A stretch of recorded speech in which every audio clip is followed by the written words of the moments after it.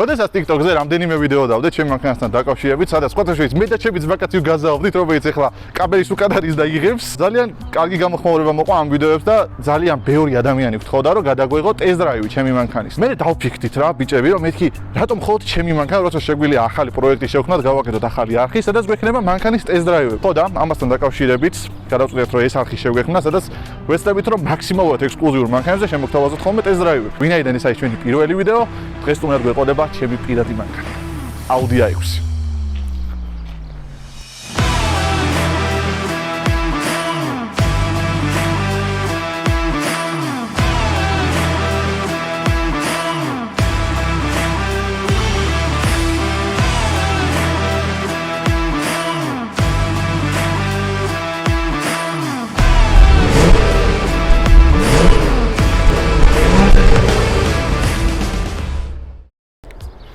როდესაც გადავწყვიტე რომ მანქანა უნდა მეყიდა, პრინციპში ძალიან ბევრი არ მიფიქრია მანქანის არჩევაზე და გეტყვით რატო.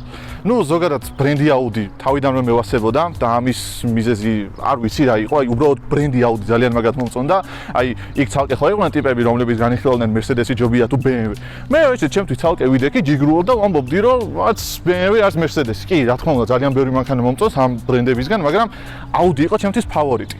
მე ჩამოვწერე კრიტერიუმები, რაც რეალურად მჭირდებოდა ჩემი მანქანისაგან, მჭირდებოდა კომფორტი, მჭირდებოდა რომ მანქანა ლამაზი ყოფილიყო ვიზუალურად და აი კარგად დაკეტავდი და რომ გადმოდიოდი ერთი რამდენჯერმე უნდა გაგეხედა და საკუთარი თავის უნდა გეთქვა რომ ნახე რა ძერს კი მანქანა მყავსო, უნდა ყოფილიყო პრაქტიკული და ამასთანავე ნუ ცოტა სტრაფიც უნდა ყოფილიყო რომ იქ ადგილ-ადგილ ჩაგეჭირა და რამოდენიმე მანქანისთვის კონკურენცია გაგეწია. რო დავფიქრდი რეალურად ყველა ამ კრიტერიუმს აკმაყოფილებდა ეს Audi A6. ალბათ ყველა A6 რაც აქვს საერთო არის აი ეს უზარმაზარი რადიატორის ბადე. ეს მარტო ვიზუალის ნაწილი არ არის, ძალიან მნიშვნელოვანია დიდი რადიატორის ბადე, იმიტომ რომ როდესაც მანქანით მივდივარ, დიდი ჰაერიში აქვს ამ ძრავში და ეს ძრავი გრილდება, ალბათ მთავარი განმასხვავებელი ამ მანქანაში ზოგადად Audi-შიც არის ფარი, იმიტომ რომ ყველა A6 სხვადასხვა ფარი უყენია. ამ შემთხვევაში გვაქვს საშუალო კომპლექტაციის ფარი, ძალიან ბევრს გონია რომ ეს არის არარესტაილინგის ფარი, ნუ ეს მანქანა თვითონ რესტაილინგია, C7 და 5 ეძახიან, იმიტომ რომ არის C7-ის რესტაილინგ მოდელი. მაგრამ არარესტაილინგ ფარში განათება ქვემოთ მხრიდან მოყვება და რესტაილინგში უკვე ზემოთ მხარეს გვაქვს გამოტანილი განათება, რაც მანქანას თავის მხრივ უფრო აგრესიულს ხდის და წინ რომ გადაიღოთ, აი რაღაცნაირად იბღვირება ეს მანქანა და ძალიან სასიამოვნოა მაგის ყურება, როდესაც მანქანა აგრესიულად გამოიყურება. ძალიან ბევრი ნიკელი რო აქვს წინა რადიატორის ბადეზე. ამას ძალიან ბევრი ცუდად უყურებს და აი ყველა ვისაც კი მანქანა ვაჩვენე, მეუბნება რომ არა, ეს ნაწილი უნდა გაშავდეს ძმა. აი არა, არ ვაშავებ. ეხა ეს რო იყოს სრულიად სპორტული ავტომობილი, მაგ შემთხვევაში კი რაზეა საუბარი, ესენი უნდა გაშავდეს, ესი რო იყოს ან RS-ი, ნუ ჩემი გაშავება არ სჭირდება პრინციპში, იმიტომ რომ იმას უკვე შავი მოყვება. გადავიდეთ ეხა მარცხენა მხარეს, გვერდიდან შევხედოთ ამ მანქანას. მანქანა დგას 18-იან დისკებზე, როგორც ხედავთ, ეს არის ხახუნული დისკები ამ მანქანის. კომპლექტაციების მიხედვით შეგხვდებათ სხვადასხვა ზომის დისკები, იწყება 17-დან და ადის 21-მდე. ძალიან ბევრი 22-იანებსაც აყენებს, მაგრამ მე პირადად რავი, დიდად არ ვარ მოყვარული დიდი დისკების და დაბალი პროტექტორის. ამის მიზეზი ის არის, რომ რავი, ჯერ მარტო ვიზუალურად არ მომწონს ძალიან დაბალი პროტექტორი როცა აქვს საბურავს და თანამასთანავე უფრო გრუბი და რაღაც არაკომფორტული ხისტი სატარებელი ხდება მანქანა. ხო და რავი, აი 22-იანი დისკის მუღამს ნამდვილად ვერ ხვდები ამ მანქანაზე. აი ეგ იგივეა დაახლოებით თქვენ ფეხსაცმელებს ძირები რო დააცალოთ და ეგრე იაროთ გარეთ. რაც შეეხება დანარჩენ ნაწილებს, აქაც ნიკელები გვაქვს, აი ამ ადგილებზეც. ნუ ამ მანქანას ძალიან ხშირად აიგივებენ ხოლმე აშვით-თან, იმიტომ რომ ბაზა არის იგივე რეალურად.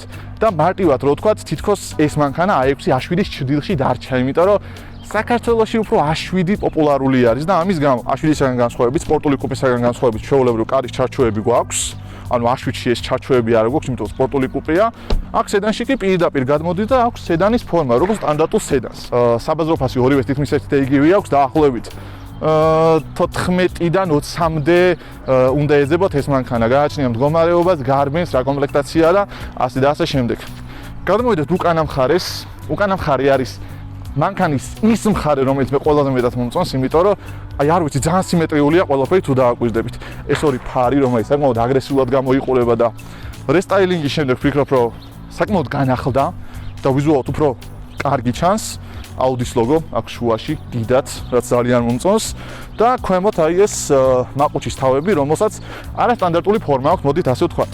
აუდი ამას ტრაპიზოიდებს უწოდებს, მისი ფორმიდან გამომდინარე და როგორც ახალ აუდებში ხდება ხოლმე, ფეიკი არ არის, ნამდვილია და ძალიან კაია ეგ აი ფეიკ მაყუჩის თავების იდეას იმენა ვერ მივხვდი ჯერ. რატო აკეთებენ ეგრე? ნამდვილად ვერ ხვდები. ამ შემთხვევაში ნამდვილია. ეს რო იყოს სიტყვაზე ესი ან ერესი, აქ ტრაპიზოიდების მაგალითად გვექნება 4 ცალი დიდი ვიხლოპი, რაც სპორტულობას უფრო ზდენს მანქანას. აი ამ შემთხვევაში ვფიქრობ, რომ ეს მაყუჩები ამ მანქანის ხასიათში ძალიან მაგრაჯდება, იმიტომ რომ ელეგანტურობა და სპორტულობა ესეთ არის გადმოტანილი. ერთადერთი aftermarket დეტალი ამ მანქანაზე, რასაც იპოვით, არის აი ეს ducktail, duck spoiler, რომელიც ჩემი გემოვნების მიხედვით დავაყენე და ნახეთ რა ლამაზად გამოიყურება. ერთ მთლიანობაში როგორ უხდება მანქანას. აი ალბათ ducktail ესე ბევრ მანქანას არ უხდება. და აი როგორც კი დავინახე რომ მეთქი აი ზოგ მანქანას ეყენა ეს ducktail, მეთქი ჩემ აიქსაც უნდა ეყენოს თქო. იმდენად რთული საყოვნელი იყო რომ გორში ვიყიდე. მე გორიდან გამოვატანეს გორი თბილისის მარშრუტკას და მე დავხვდი დიდუბეში და მე დავაყენეთ და რავი უხდება ლამაზია. ხო ახლა სპორტულობას შევეხეთ, წავიდეთ და ახლა ძრავშიც შეგახედებთ როგორ გამოიყურება. ეს არის ჭარჩოლებრივი ძრავია, მოკლედ რო გითხრათ. ეს კაპოტის გასაღები კიდე არის რაღაცა საშინელება, იმენა ხელი უნდა მოგძორეს რომ გააღვონოთ მართლა. ეს არის ჩვენი 3-დან 0 TFSI ძრავი 6 ცილინდრიანი. ნუ აქ ყველაფერი აუდის სტილში არის გაკეთებული, ყველგან ხუფი არის. რა შეეხება ძრავის ტექნიკურ მახასიათებლებს, ეს არის V-ტიპის 6 ცილინდრიანი ძრავი 3 ლიტრის მოცულობის, რომელიც ძრავზე გამოიმუშავებს 63 ცხენისძალს და 440 ნიუტონს, მაბრუნებელ მომენტს, ანუ და ამ ძრავის თავარი მამოძრავებელი ძალა რაც არის სუპერჩარჯერი. კომპრესორს არ ამბობ, იმიტომ რომ მე Mercedes ფანები და წინ კომენტარებში რომ კომპრესორი მარტო Mercedes-ს აქვს და რაღაც ეგეთები. ნუ რა პლუსი აქვს ახლა სუპერჩარჯერს ტურბოსთან შედარებით, მაგასაც გეტყვით. როდესაც სუპერჩარჯერი არის ძრავში, როდესაც ეგრევე გასფეხს დააფარებ, მანქანა ეგრევე მოყვება მიდის უპრობლემოდ. აი ტურბინიანი ძრავების შემთხვევაში ცოტა დაყოვნება აქვს, რასაც ტურბოლაქს ვეძახით ჩვენ. სხვადასხვაგვარი საკმაოდ პოტენციური ძრავია გაკეთების მხრივაც, იმიტომ რომ სუპერჩარჯერია, აი შკივი რო დააპატარაო პატარაზე უკვე 1-400 ცხენი გაქვს ამოღებული, რაც ვფიქრობ ძალიან მაგარია. ძალიან ხშირად აყენებენ aftermarket ნაწილს, ცივი ჰაერის შემშვებს, რაც რეალურად ცხენისძალს დიდად არ უმატებს, უბრალოდ უფრო ფიცხი ხდება ძრავი და უფრო responsive ხდება, ინგლისური ტერმინი რო გამოვიყენოთ. მეც მეყენა სხვათა შორის ცივი ჰაერის შემშვები, მაგრამ იმდენად ცუდი შემშვები ვიყიდე, რომ პირიქით ძრავი უფრო უგახდა და რავი, მოხსენი ისე სტოკზე დავაყენე შევისია ეხა როგორც იყო ქართულ მდგომარეობაში. ასე რომ მაგ ყველაფერი ქართულია. მანქანა სრულად ქართული, არც კივია დაპატარავებული, არც ცივი ჰაერის შემშვებია დაყენებული, ყველაფერი არის აბსოლუტურად სტოკი. სხვათა შორის გადაცემათა კოლოფზეც უნდა ვისაუბროთ ამ მანქანის. რო ვთქვი რომ პოტენციალი აქვს, მეთქი მარტო ძრავის პოტენციალზე არ ვსაუბრობ. 8 სიჩქარიანი ZF გადაცემათა კოლოფი საკმაოდ სახელგანთქმულია მისი გამძლეობით, იმდენად რომ RS მოდელებშიც კი 8 სიჩქარიანი ZF გადაცემათა კოლოფი გვხვდება. ანუ ეს გადაცემათა კოლოფი უპრობლემოდ უძლებს 600 ცხენის ძალას და რავი 800 ნიუტონს, რაც იმას ნიშნავს, რომ ამაზე რომ 400 ცხენი ამოიღოთ, გადაცემათა კოლოფი უპრობლემოდ იმუშავებს. ამ მანქანაზე ძალიან ბევრი არ მიჯერებს ხოლმე, რომ სუპერჩარჯერიანია რა და რავი გეტყვით რატომაც არ ჯერათ ხოლმე. აი აქ ხო აწერია აი უზარმაზარი აი სუპერჩარჯ და რამხელა ლოგო აქვს დააკვირდით სუპერჩარჯერის, მაგრამ რატომაც გონიათ ხოლმე რომ ეს არის ტურბოძრავი და არა სუპერჩარჯერი, არის აი ამ ლოგოს გამო, რომელსაც აწერია 3-დან 0 T. ანუ ტერა ხან აწერია გონიათ რომ ტურბოძრავი არის არა და რეალურად არის 3-დან 0 TFSI და მაგიტო აწერია T. ანუ არ არის ეს ტურბოზე კომპრესორიანია, სუპერჩარჯერიანი. გადმოვედით ამ მანქანის სალონში, ის ღვედიან მიკითხია მეგობრებო, არ გიგმოთ რომ რაღაც საჯარო გზებზე დავდივართ, არა. ზოგადად გვერდზე ვართ რა, გადმოსული ხუაზე ხარ, ღვედი აქ ჭირდება მართლა. ვიზაუბროთ ამ მანქანის სალონზე. აი არ ვიცი, ხა შეიძლება ზოგმა გამაკრიტიკოს, ამ მანქანის კონკურენტი, თუნდაც Mercedes-სა და BMW-ში დანარჩენ გერმანელებში არის Mercedes-ი E400 W213 და F1 540 რა დაახლოებით. აი ორივე მაგ მოდელის სალონს მე პირადად ეს სალონი მისჩევნია და რის გამო. აი თუნდაც საჭე ავიღოთ, საჭე გამოიყურება ძალიან მაგრად ამ მოდელში. ნუ ეს არის ამერიკული საჭე, არ არის ევროპული. აი ევროპული საჭე არის ყველაზე მახინჯი საჭე, ალბათ რაც კი მანქანაზე მინახია, მით უმეტეს მაღალი კლასის მანქანაზე. კი იმასაც თავისი პლუსები აქვს, შეიძლება უფრო კომფორტული იყოს თავის მხრივ, მაგრამ აი რავი, სულად გაჩვენებს მაგ ევროპული მოდელისაც და ჩვეულებრივი საშინელება არის საჭე მართლა. ეს მე პირადად მომწონს, ლამაზი საჭე არის, ნუ საჭე არის ის დეტალი, რასაც მოძრაობისას უყურებ ხოლმე და რავი ძალიან დიდი პლუსი ჩემგან ამსაჭეს. რაც შეეხება სპიდომეტრს, რაღაც ციფრულისა და ფიზიკური შენაერთებია, ასე რომ ვთქვათ, როგორც ჩვეულებრივი სპიდომეტრი, ტახომეტრი და შუაში პატარა მონიტორს ხედავთ, სადაც გვიჩვენებს რეალურად თუ რამდენი კილომეტრი საათ სიჩქარით მივდივართ. აქ შეგვიძლია ასევე წვა შევამოწმოთ თუ რამდენს წვავს მანქანა, ამ შემთხვევაში 19 გვიწვავს, მაგრამ ეგ რეალური არ არის, მეგობრებო, არ არის ეგ რეალური. წეგან ვაგაზავეთ ბიჭებმა და მაგიტუაცია, ხომოდ მართლა. ასევე არ შემიძლია აღვნიშნო აი ეს Audi-s MMI სისტემა, კონკრეტულად Audi Drive Select-ი, სადაც ძალიან ბევრი ფუნქციონალის კონტროლი შეგვიძლია თავის მხრივ. მაგალითად, ავიღოთ Comfort Mode, რომელთაც ახლა ვგზავრობთ. ეს არის კომფორტული ვერსია, რაღაც ამორტიზაციაც უფრო რბილი ხდება, საჭე უფრო მარტივი სატრიალებელი ხდება, იმიტომ რომ ელექტროსაჭე გვაქვს, არ არის ეს ფიზიკური, პირდაპირ ულავოიზი არ არის დამდგარი. აუტო არის ასე ვთქვათ, ის mode, სადაც უკვე მანქანა თვითონ ირჩევს გზის საფარის მიხედვით თუ როგორი mode-ით უნდა გატაროს. Dynamic არის უკვე Audi-s სპორტული ვერსია.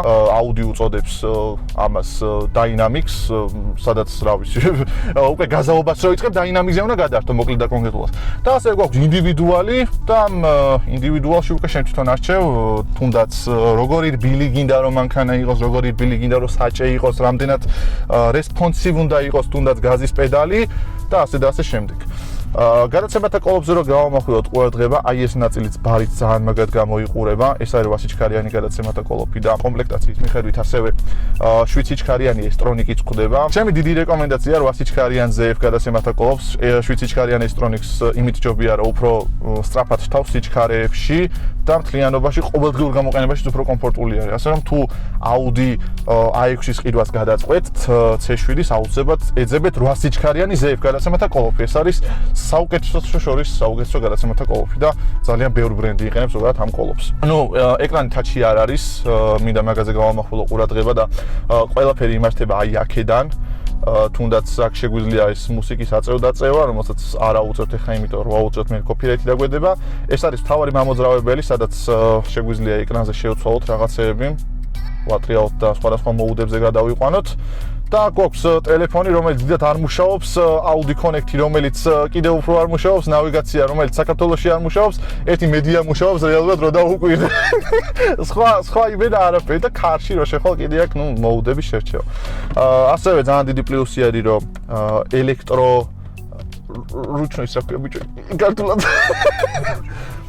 ხო, ხელის მუხრუჭი გვაქვს ელექტრო და რაღაც ტროსიანი არ არის, ესე ორი ხელით რომ უნდა ამოქაჩო და კვატროა. ჩვენ აქ მუსტანგები და დრიფტები არა გვაქვს. ასევე გვაქვს რადიო, მედია ღილაკები, ეს არის თუორცდები ტელეფონის გამოყენება და ნავიგაცია. ნავიგაციას თუილად დააჭერთ საქართველოში ამუშავებს. კაი, დავაჭიროთ ახლა ნავიგაციის ღილაკს და ახლა რაღაცა მეუბნება იმაზე off-road-ზე ხარო, სადღაცა ჯანდაბაში გადახლეწილიო ხო და ანუ არ მუშაობს, პროსტა მაპზე ჩანს სხვა არაფერი.